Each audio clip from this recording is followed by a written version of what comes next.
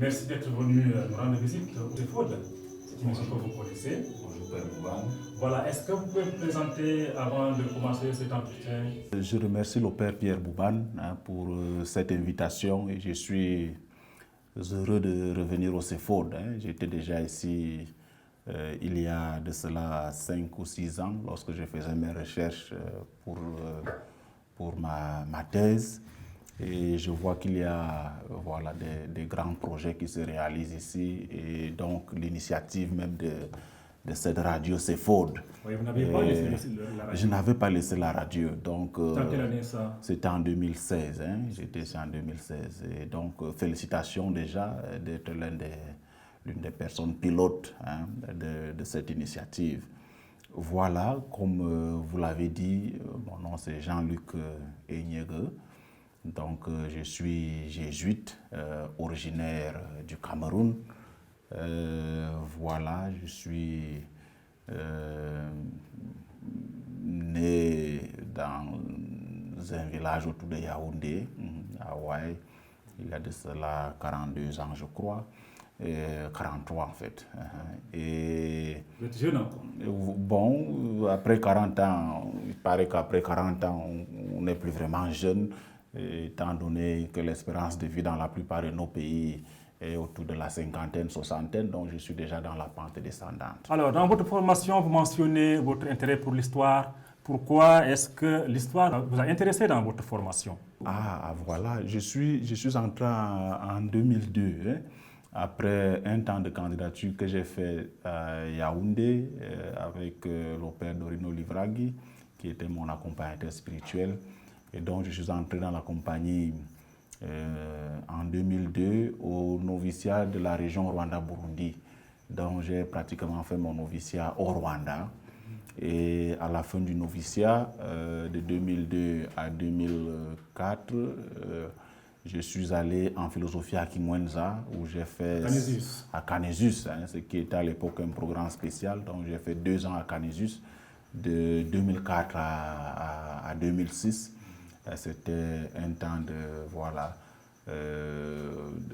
grande confirmation, un temps où nous avons fait une expérience intellectuelle admirable, une expérience de compagnonnage aussi. Il y a eu quelques crises, mais c'était un temps vraiment fort dont je me souviens avec beaucoup de gratitude. Et à la fin de la philosophie, le provincial de l'époque, qui était le père Jean-Roger Ndombi, il m'a envoyé faire ma régence au Togo, voilà, au centre culturel dont j'étais le directeur du centre culturel, Lomé à l'époque, qui est différent du centre Espérance, là que dirigeait le père Pater Mombe. Et donc c'était une expérience extraordinaire de communauté, d'insertion apostolique, d'initiative. Et au bout de ces 2 années... D'épreuve aussi, la régence. La régence, je ne sais pas si je peux parler d'épreuve en régence. C'était un temps de grand bonheur pour moi. De probation, comme on dit là. Probation, oui, mais j'étais vraiment heureux en régence. J'ai beaucoup aimé le Togo, j'ai aimé le travail que j'y faisais. Ma vie en communauté était excellente. Et à tous les niveaux, je crois que j'étais vraiment heureux en régence. Et maintenant, nous allons parler du sujet qui m'intéresse le plus. Le sujet, c'est la fonction de procureur dans la compagnie de Jésus. Vous êtes élu pour représenter notre province, la province jésuite d'Afrique de l'Ouest. Alors, pouvez-vous nous parler de la fonction de procureur? Vous faites quoi concrètement en tant que procureur? Le procureur est élu et sa fonction est double, d'après les textes de la compagnie. La première, c'est d'écrire un rapport au Père général de la compagnie de Jésus sur l'état de la province. Ce qui suppose donc que je dois visiter les communautés et œuvres de la province, rencontrer les compagnons et collaborateurs pour avoir le sens un peu de ce qui se passe dans la province et ainsi pouvoir écrire ce rapport. Qu'avez-vous vu alors? Ça, c'est la première mission du procureur, écrire ce rapport au Père général. Et la deuxième mission du procureur, c'est donc de se rendre à la congrégation des procureurs où nous allons discuter de l'état de la compagnie en général. Et au terme de ces échanges, de ces conversations et de cette prière sur l'état de la compagnie en général, on peut donc, comme procureur, congrégation de procureurs, décider si oui ou non nous devons convoquer une congrégation générale. Donc c'est cela pratiquement ma double fonction, écrire un rapport au père général sur l'état de la province et représenter la province comme délégué à la congrégation. Ça va se passer quand votre Donc nous devons arriver à Loyola autour du 4 mai et nous allons commencer par une retraite le 6. Et à la fin de cette retraite de 8 jours, nous allons... Mai 2023, nous aurons la congrégation et nous sommes supposés terminer autour du 20-22 mai. Alors, vous avez parcouru plusieurs pays. Vous êtes heureux d'avoir vu les compagnons travailler sur le chantier. Voilà, je suis heureux et vraiment très épanoui dans cette mission à moi confiée par les compagnons à plusieurs titres. Je suis consolé parce que c'est, comme je l'ai dit, voilà, un geste de grande confiance en ma modeste personne et malgré toutes les limites qui sont les miennes. Et deuxièmement, dans ce travail-là, j'ai l'opportunité de visiter pratiquement toute l'étendue de la province et toutes les communautés et d'y rencontrer... Combien de pays la province? La province, comme vous le savez, a 13 pays. Et donc, je crois que j'ai déjà pratiquement visité tous les pays, à l'exception, à ce jour, du Gabon. 13 pays, vous avez visité 13 pays. À l'exception du Gabon et de la Guinée-Conakry. La Guinée-Conakry était le premier pays que j'aurais dû visiter. Malheureusement, il y a eu un coup d'État et ça a dû modifier mes programmes. Vous voyagez beaucoup, vous avez beaucoup voyagé, vous avez vu... Alors, je crois que le procureur n'est pas tenu de visiter tous les pays et toutes les œuvres, ni de rencontrer tous les compagnons. Mais après avoir vécu une crise de Covid qui a quand même duré 2 ans et où les compagnons dans plusieurs situations sont restés fermés ou limités dans leur mouvement, je crois que le contexte actuel voudrait que le procureur aille à la rencontre des compagnons pour justement sentir et aller à leur rencontre dans ce moment particulier. Et je crois que ces visites-là me donnent une idée de la complexité des situations dans notre province, de la manière généreuse dont les compagnons sont engagés dans leur mission, mais aussi des difficultés et des défis auxquels ils font face. Et maintenant, nous allons parler de votre livre. Vous venez de publier un livre. Alors, pouvez-vous nous parler de votre livre? Quel thème avez-vous abordé dans votre livre?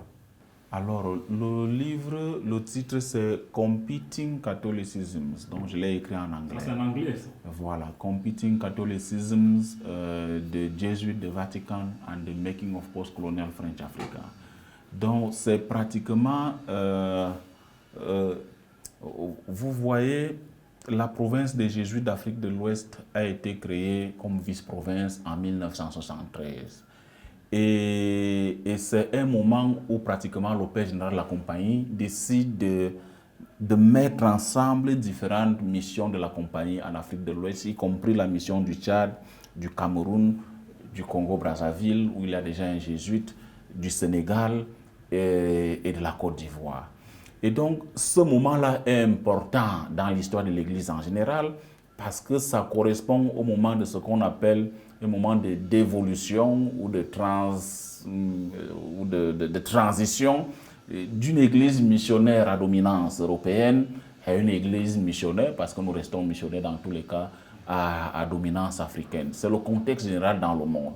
Et donc, j'interprète l'histoire de cette fondation-là à la lumière des enjeux de l'église au niveau local, au Tchad, au Cameroun, en Côte d'Ivoire, à la lumière des enjeux de l'Église en Afrique en général, à la lumière des enjeux de l'Église et du christianisme dans le monde entier aussi.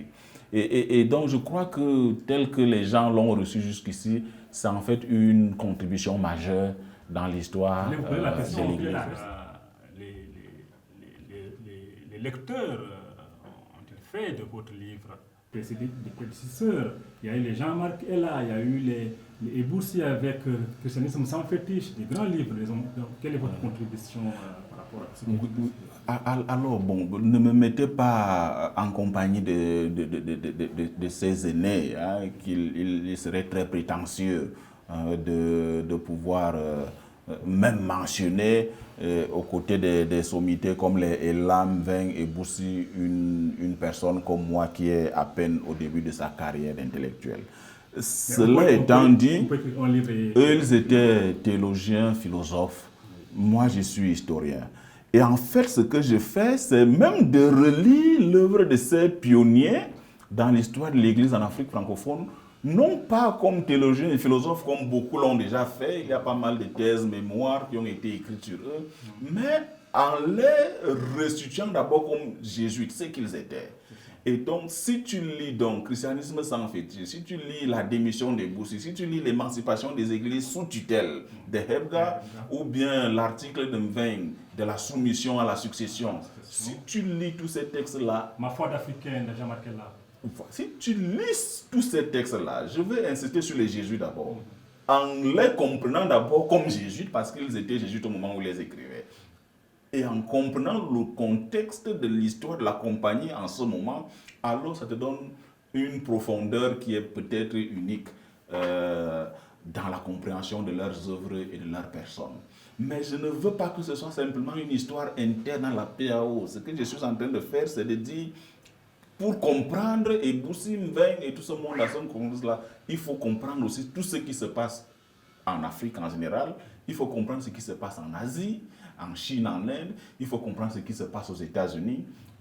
Et il faut les comprendre en conversation avec Paul VI, avec Pedro Arrupe, avec le Concile Vatican II et les congrégations générales de la Compagnie de Jésus qui ont suivi le Concile Vatican II. Donc, de ce point de vue, mon livre est une contribution majeure pour l'histoire du christianisme, pour l'histoire de la Compagnie en Afrique, mais aussi globalement, il est très bien reçu. En fait, les premières réactions, parce que peu d'Africains, je crois, ont déjà eu accès, les premières réactions que j'ai eues viennent du monde occidental. Anglo-saxon aussi. Est-ce que c'est déjà traduit votre livre là? Ça, je laisse ça au traducteur, mais je peux vous dire que, par exemple, l'année prochaine, il y aura une conférence à la Sorbonne du 9 au 10 juin et on m'a invité à cette conférence justement pour parler de cette contribution qui pour beaucoup restait unique. Tiens, merci d'être venu rendre visite ici. Et voilà, la prochaine étape, c'est quoi après le Tchad? Après le Tchad, c'est le Kenya. Vous êtes basé au Kenya? J'ai ma principale mission au Kenya, comme directeur de l'Institut historique, professeur d'histoire de l'Église à Ekima et père spirituel à Ekima. Merci d'avoir répondu à nos questions et bonne félicitations pour votre livre.